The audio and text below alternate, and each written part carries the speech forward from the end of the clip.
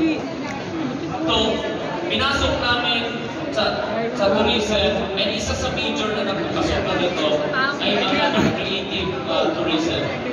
Because sa creative tourism, that is one, last year, ginawa namin ang first ever Philippine Coffee Roasting Competition. Ginawa namin sa Sakitana.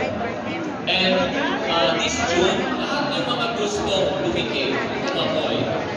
Ang unang round natin ay aamuyin nyo yung mga kape. So, kada table, may makikita kayo na dalawang cup sa kabila, dalawang cup sa kabila. Sa table na to, isang klaseng kape lang yan. Pero kung nandun ka sa side na yun, amoy nyo pareho. Kasi may chance na nakaiba rin ang amoy yung kape na yun. Pero huwag nyo na-amoyin sa kabilang side. Okay? Second, kapag papunta doon, lahat papunta ka lang sa salubong para hindi tayo paggaman. Okay? Ngayon, kung aamoy kayo, huwag niyo pong hawakan yung baso. Huwag niyo hawakan yung cup. Bakit?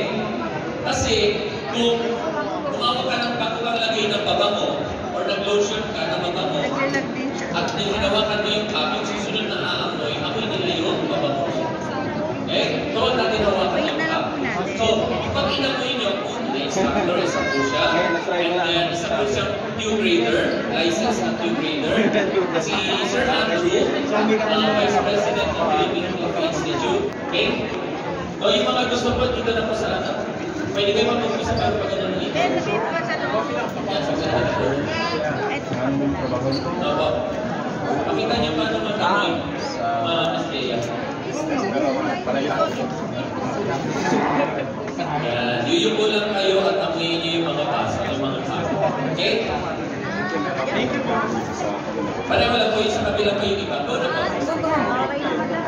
So, kung magpa-consult ngayon, ito lang yung sasagutin nyo.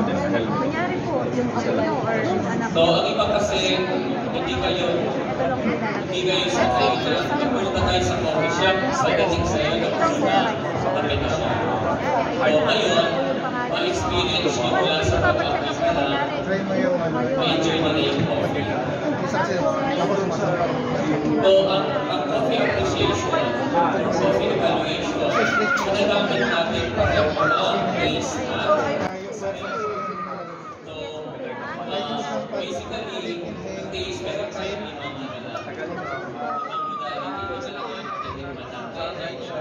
salty, sweet, bitter, sour,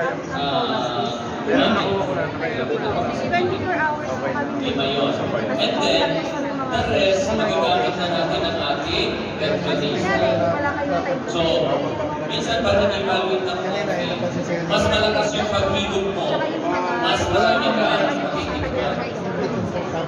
Kasi actually, tinuturo ka sa paborito niya ng kape. Kailangan niyo makikibigay na evaluation niyo. Masarap ba?